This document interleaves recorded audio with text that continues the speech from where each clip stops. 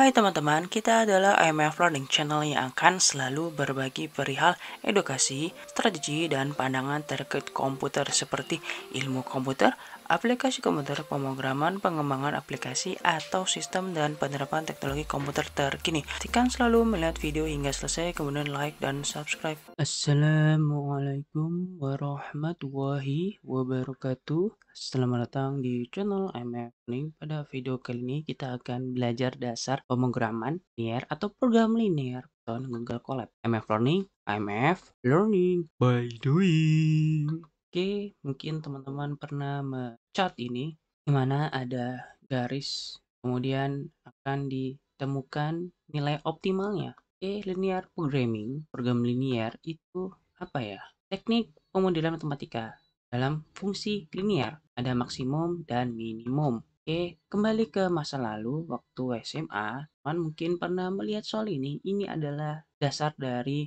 program linear atau linear program. Seperti ini juga sama, baik IPA atau IPS, dan kita akan mempraktekkan program linear yang sering kita temui di kehidupan kita sehari-hari. Tentunya kita akan menggunakan bahasa pemrograman Python untuk selesaikan masalah tersebut. Let's coding. Yo guys, kita akan membahas codingan yang sudah kita buat terkait pengantar linear programming. Ya, tentunya dalam Python. Tapi sebelum itu, kita akan membahas sedikit terkait hal penting yang harus kita ketahui sebelum memulai linear programming, tentunya dengan coding, yaitu decision variable, kemudian objective function, dan constraint yang harus dipenuhi supaya objective function itu bisa minimal atau minimum atau maksimal atau maksimum. Oke, kita mulai dari plottingnya dulu. Di sini ada design variable x1 dan x2, kemudian objective functionnya 13x1 tambah 13x2 dikurangi 4. Kemudian constraint-nya, maksudnya di sini ada subject to constraint. x1, x2 itu harus lebih dari dengan 0, kemudian x1 dan plus 2 kurang dari sama dengan 50. Sedangkan x2 dibagi 3 lebih dari sama dengan x1. Jadi nilai variabel x2 lebih besar daripada x1. Oke, kita akan membuat grafiknya terlebih dahulu. Kalau misalnya teman-teman ingat linear persamaan linier pada waktu SMA, ini yang akan kita lakukan dengan coding. Kita harus mengimport terlebih dahulu matplotlib-nya, kemudian nyumpainya, kemudian kita mempersiapkan koordinat X dan Y-nya itu dengan A dan B. Kemudian kita lakukan mesh grid. Kemudian X1, X2 berasal dari A dan B. Kemudian kita akan membuat limit pada link space-nya, yaitu X1 min-nya paling kecil berapa dan paling tinggi berapa. Dan ukurannya ini sebanyak 70. Kemudian sama seperti ini jumlah datanya adalah sebanyak 70. Kemudian ini adalah optimasinya atau nilai yang dicari nih untuk memperoleh nilai minimumnya atau enggak minimalnya. Kemudian kita tentukan constraint C1, kemudian constraint 2 C2 ini. Kemudian kita akan membuat subplotnya. Untuk sebelah kanan ada legend terkait formulanya. Kemudian di sini akan ada plot untuk constraint-nya. Kemudian di sini akan mengeplot constraint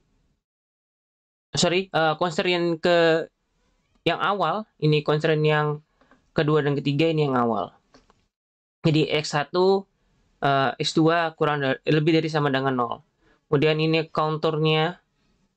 Kemudian ini yang ditunjukkan sebagai optimalnya. Nah, di sini ada dua tempat posisi, yang satunya maksimum dan satunya minimum. Oke, di sini limit untuk garisnya, kemudian title, legend box, dan grid dan show. Oke, tampilan seperti ini. Jadi di sini nilai maksimumnya, di sini juga bisa nilai maksimum. Kemudian ini pun juga sama. Jadi nilai yang dibilang optimal itu visible region-nya di sebelah sini. Jadi bisa mencari titik koordinat di antara sini. Jika di luar sini, ini di luar atau invisible. Misalnya posisinya ini tidak ada, bisa jadi invisible. Jadi yang warna merah-merah di sini bisa jadi invisible atau enggak, tidak bisa ditemukan optimalnya. Nah, di sini sudah dianggap ditemukan, di mana nilainya akan berada di sini untuk X-nya. Oke. Kemudian kita akan lanjut terkait penggunaan library untuk linear programming. Kita akan menggunakan PLAP. Karena di Google Cloud tidak ada PLAP, jadi teman-teman harus menginstal terlebih dahulu. Kemudian jika terinstall akan muncul seperti ini. Coba kita mulai lagi instalasinya dan akan ada proses instalasi. Oke, kemudian diimport bisa di aliaskan jadi PU, kemudian definisikan dulu problemnya apa, mau minimize atau maximize. Kemudian sini bisa dicetak ini minimize dan variabelnya. Kemudian di sini variabelnya X1 dan X2. Jika X-nya banyak, maka teman-teman harus mendefinisikan ini satu persatu. Terus kemudian logonya berapa? Logonya itu sama dengan 0. Terus bisa juga dibuat up bound-nya maksimal. Jadi maksimal bound-nya berapa? Terus ini bisa dijadikan continuous atau integer. Kemudian ini adalah objective function-nya. Jadi prop plus sama dengan terus prop, maka akan muncul seperti ini jika dicetak. Kemudian constraint-nya harus ditambahkan plus, jadi dimasukkan ke dalam problemnya. Jadi jangan lupa selalu menambahkan plus di depan atau di sebelah kiri sama dengan. Kemudian karena di PLAP tidak mendukung fraction, maka harus dijadikan desimal di sini atau float. Kemudian dikurangi sama dengan lebih dari sama dengan 0. Oke, seperti ini. Nanti akan diubah posisinya oleh PLAP karena min di paling depan. Oke, sudah tahu variabelnya continuous. Kemudian ditulis, disimpan di format .lp, kemudian di solvingkan.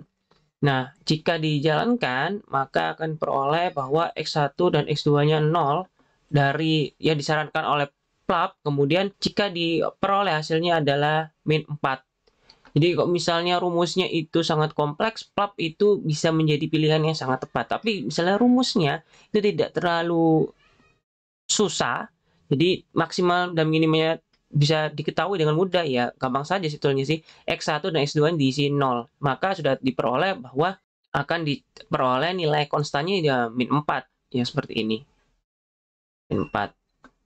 Oke, karena mencari nilai minimal. Jadi kalau misalnya rumusnya ini persamaan linier, eksponen, terus kemudian lebih kompleks rumusnya, jadi PLAP menjadi pilihan yang sangat tepat. Tapi kalau misalnya sangat sederhana, ya bisa melakukan seperti ini. Tapi ya itu tadi, teman-teman harus memplotingkan satu persatu, harus mengerti rumusnya. Oke, kalau misalnya nggak terlalu matematikanya nggak terlalu bagus, ya bisa ini menjadi saran yang mudah. Misalnya programmer matematika ya biasa-biasa saja bisa menggunakan PLAP untuk memudahkan penggambarannya. Jadi yang dicari hanya value-nya, jadi value objektifnya berapa. Nah, kemudian bisa menggunakan SciPy. Lebih sederhana lagi SciPy dibandingkan PLAP. PLAP harus memasukkan rumus satu persatu, sedangkan SciPy cukup memasukkan koefisien dari persamaannya. Jadi tadi ada 13x1 ditambah 3x2 dikurangi min 4. Diisi koefisien matriksnya, kemudian constraint-nya juga sama, dan value-nya yang dari constraint berapa. Karena 50 dan 0, kemudian dimasukkan ke dalam limproc. Kemudian dihasilkan seperti ini. Nah, SciPy itu nilainya adalah 1.69. Sedangkan yang di sini, PUP itu min 4. Oke, terus X1, X2-nya yang digunakan adalah 7 dan 2.